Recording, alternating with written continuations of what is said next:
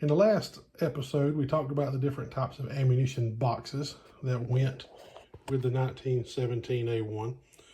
This time, as I said, we're going to talk about how to get your ammunition from in here to in here.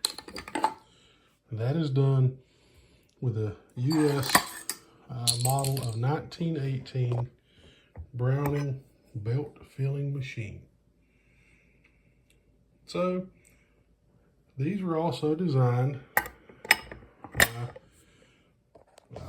Browning when he designed the 1917A1 as a method of putting the rounds in the belts.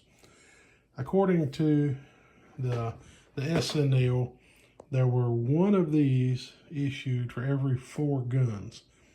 So these days, I wouldn't say they're rare, but they're pretty hard to come by, and they're becoming very valuable. I've had this one quite a while. Those of us in the belt fed world who run cloth belts, you know, they jokingly refer to us as men of the cloth, as in cloth belts and not disintegrating links. It's a pretty ingenious design. It's hand cranked, works on a long cam system with a pusher. See it up in here. That pushes the rounds. They're fed down through the top. That little arm in there slaps one over in front of the pusher, which then sends it under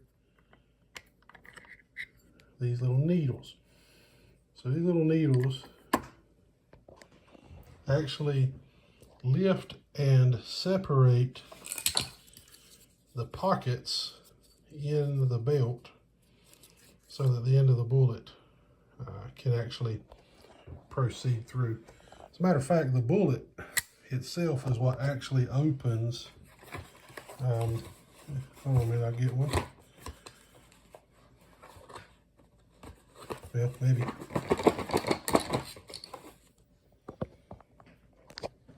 The bullet itself, when it pushes through right there, is what opens those little needle shuttle.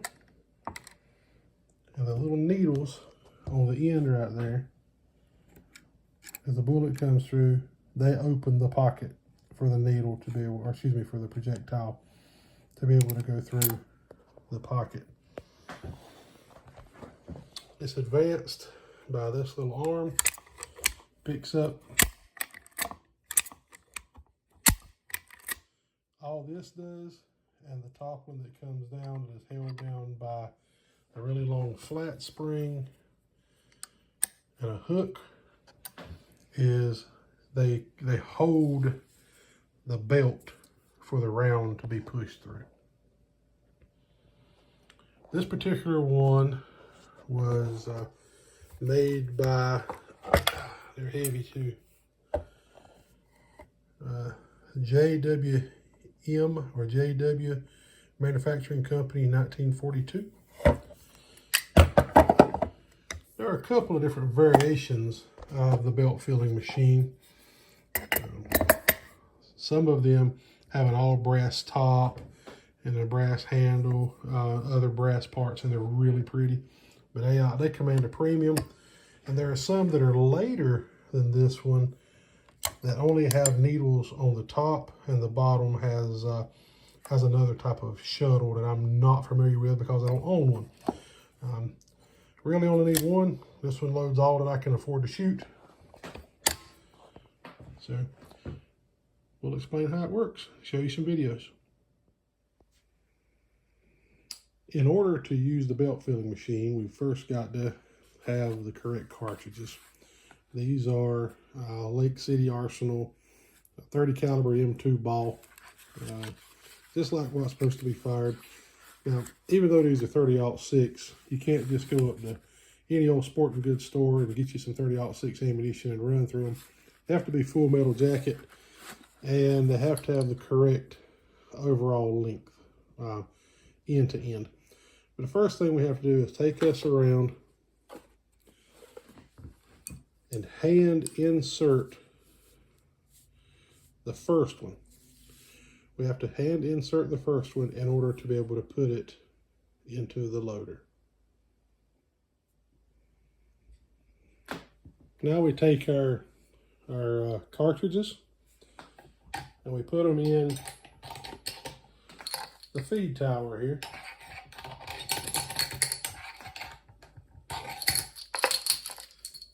There's a little groove inside the tower that lets the rim of the cartridge slide right on down. It's gravity fed. You have to be careful when you're actually loading though that they don't get in a bind, because sometimes they'll hang up like that and you kind of have to shake them to get it to fall. If it skips around when it's trying to load, it is pretty aggravating. It's pretty aggravating to have to stop and reset everything. This part is pretty important. Give your loader a crank and get one round right there starting. Now, you remember we had to load the one into the belt before we could put it in the belt filling machine. Whoops.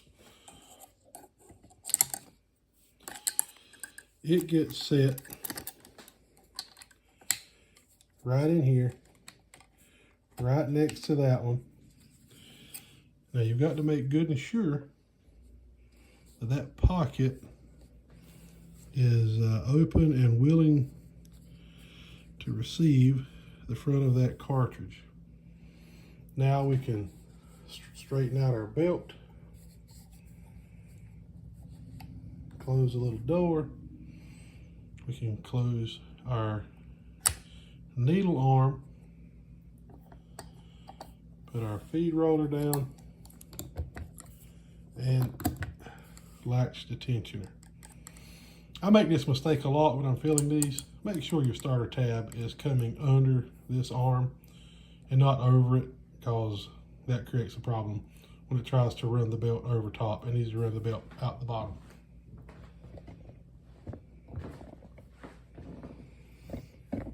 Now this works better when it's bolted down. I'm gonna try to hold it. And I'm gonna go slow where you can see.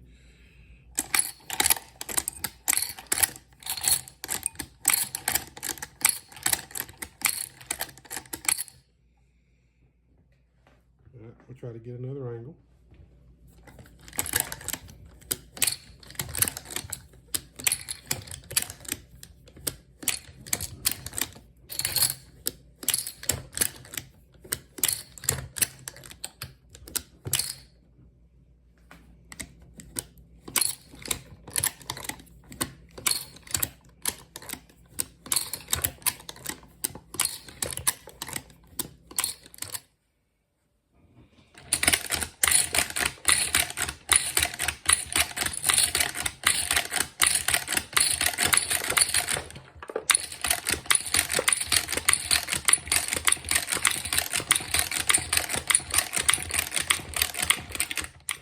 It's important to note that among shooters and collectors, the 1917 A1 and the 1919 A4 belt feds can be modified to shoot several different calibers.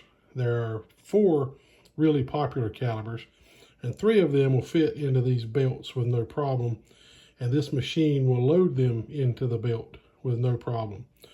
This is the M1 or M2 ball. That is what both of the machine guns, 1917 1 and 1919 A4, are both designed to run.